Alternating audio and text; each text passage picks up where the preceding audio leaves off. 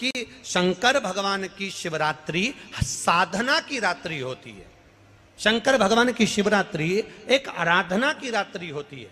हमने पहले भी कथाओं में कहा, हर महीने शिवरात्रि आती है, प्रत्येक महीने शिवरात्रि पड़ती है, और प्रत्येक महीने की शिवरात्रि पर अगर आपसे बन सके, आप दुनिया में अगर आपके पास में लोग कहें कि ये बहुत गरीब व्यक्ति है, बहुत साधारण व्यक्ति है, इसके पास धन नहीं है, वैभव नहीं है, सत्ता नहीं है, इसके पास खुद का मकान नहीं है, इसके पास खुद की प्रॉपर्टी नहीं है, इसके पास खुद की दुकान नहीं है, दूसरे के यहाँ काम करता है, इसके पास कुछ भी नहीं है, हम उनसे कहेंगे 12 महीने शिवरात्रि आती है, 5 जगह पर चढ़ाई हुई बेलपत्र, आप एक वर्ष 12 शिवरात्रि का एक नियम ले लो, 5 जगह पर बेलपत्र समर्पित करना सीख जाओ। एक बेलपत्र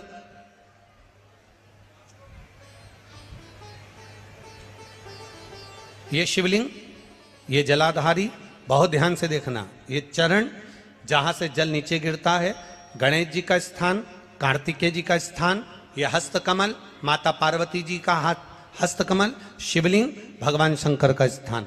ऊपर से जो एक एक बूंद जल शिवलिंग के ऊपर गिर रहा है, शंकर भगवान की 5 बेटियां जया, विषहरा, शामरीबारी, दौतली, देव, बीच में जो एक मोटी सी लाइन है वो शंकर भगवान की छोटी लड़की, क्या नाम है, अशोक सुंदरी। ये पूरे शिवलिंग का वर्णन। 5 जगह पर बेलपत्र, 5 स्थान पर बेलपत्र, 12 महीने की शिवरात्रि। आप दूसरे के यहाँ काम कर रहे हो, नहीं है नौकरी, नहीं है काम, दूसरे के मकान में रह रहे हो, खुद का मकान भी नहीं, खुद का प्लाट भी नहीं, खुद की प्रॉपर्टी भी नहीं, बहुत संघर्ष की जिंदगी जी रहे हो, ठेला धका रहे, लॉरी चला रहे, गाड़ी चला रहे, ऑटो चला रहे, अपने लिए करने का प्रयास करना। घर में जितने सदस्य हैं, 12 महीने शिवरात्रि आती है, एक बेलपत्र अशोक सुंदरी वाली जगह पर, डंडी का मुंह नीचे की ओर, दूसरी बेलपत्र माता पार्वती जी के हस्त कमल पर। ये 2 पत्ती जो होती है, इस पत्ती के 2 भाग शिवलिंग के बीच में हो। तीसरी बेलपत्र भगवान शंकर के शिवलिंग पर, डंडी का भाग आपके विपरीत दिशा में हो, विपरीत दिशा में। चौथी बेलपत्र भगवान शंकर का जहां से जल बहकर जाता है, जमीन पर जो जल बहता है, जमीन पे से जो जल बहकर जाता है, चौथी बेलपत्र उस जमीन के जल पर जहां से वो पानी बहकर जा रहा है, पूरे शिवलिंग को छोड़कर जहां से पानी जमीन पर बहकर जा रहा है उस स्थान पर। और 5वीं बेलपत्र नंदी का जो पांव ऊपर उठा हुआ है, उस पांव के पास में 5वीं बेलपत्र समर्पित करना। एक शिवरात्रि से लेकर 12 शिवरात्रि जो 1 वर्ष तक कर लेता है, 1 वर्ष अपनी कड़ी मेहनत के साथ में मेहनत पूरी करना। और ये 5 बेलपत्र, 5 बेलपत्र हर महीने जो शिवरात्रि आती है उस पे समर्पित करने का। अच्छा, अब मैंने कहा तू चुप रहे।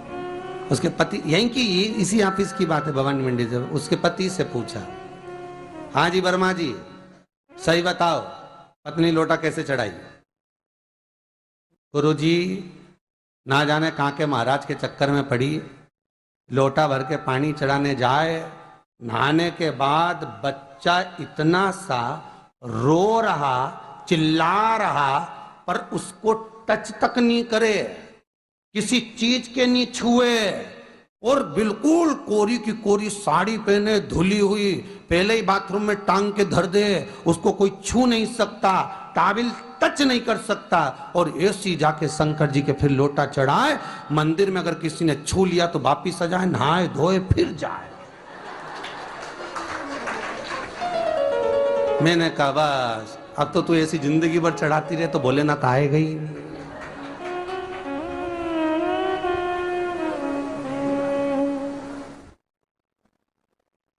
सत्य बोलो रे मिलेगा। कई लोगों ने पूछा शंकर को रिझाने के लिए कौन से कलर के कपड़े पहने कि शिव राजी हो जाए। शंकर को पाने के लिए कपड़ा बदलने की जरूरत नहीं होती, शंकर को पाने के लिए कलेजा बदलने की जरूरत होती है, शंकर मिल जाता है। कपड़े से शिव कभी नहीं मिला साहब। आप कौन से कलर के कपड़े पहन रहे हो, ये शिव प्राप्त नहीं करोगे हो।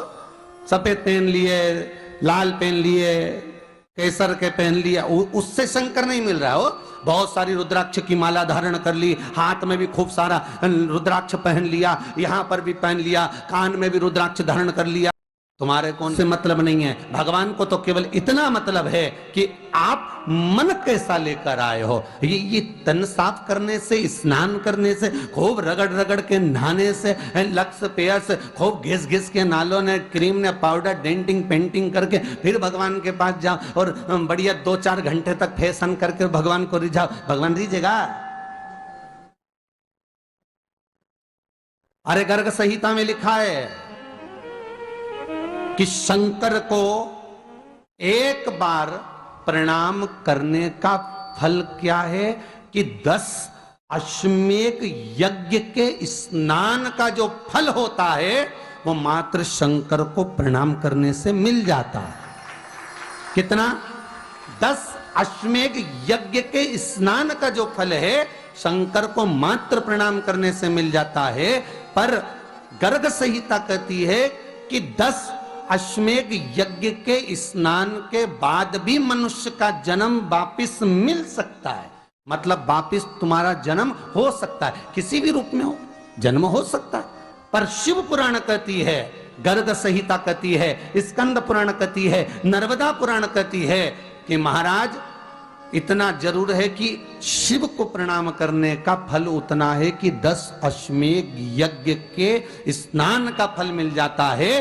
पर गर्ग संहिता कहती है कि शंकर के चरणों में अगर प्रणाम कर लिया तो ये पक्का है कि अश्वमेध यज्ञ का फल भले कट जाए पर शंकर के प्रणाम का फल नहीं कटता, उसका वापिस जन्म नहीं होता और वो शिव का हो जाता, वो शंकर का हो गया, फिर उसका जन्म नहीं है महाराज।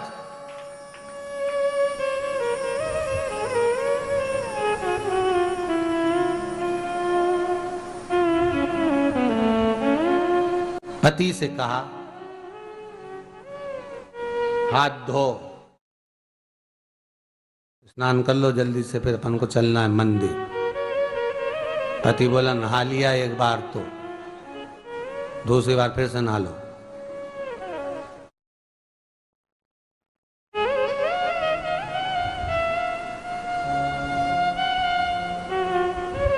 गया, अपनी के ना माने तो कई घर में चंद्र घंटा से माथा बिड़ा, गया स्नान करा फिर आया।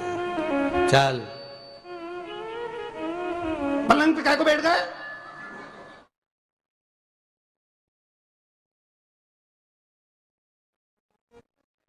पलंगी तो है।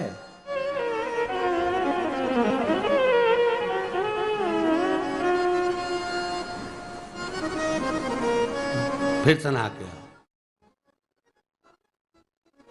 अब ये फिर नहावाने भेज दिया। होता एक सास बेचारी मायके जाना था, मौसी की यहाँ शादी थी। अब उसने बहू से कहा बेटा मेरे को जाना है, अपने घर में छोटे से लड्डू गोपाल, उनकी सेवा है, तू एक काम कर कि तू सेवा कर लेगी क्या? हाँ मम्मी, उसमें क्या है, करना क्या तुम बताओ। बस सुबह से 3 बार ताली बजाना, भगवान को उठाना, पात्र में रख के नहलाना, उनको पोंछना, कपड़े पहना देना, इत्र लगा देना, चंदन लगा देना, मुकुट लगा देना, सुंदर अलकावली सब पहनाने के बाद में भगवान को दर्पण दिखाना। जब भगवान को कांच दिखाए, दर्पण दिखाए, भगवान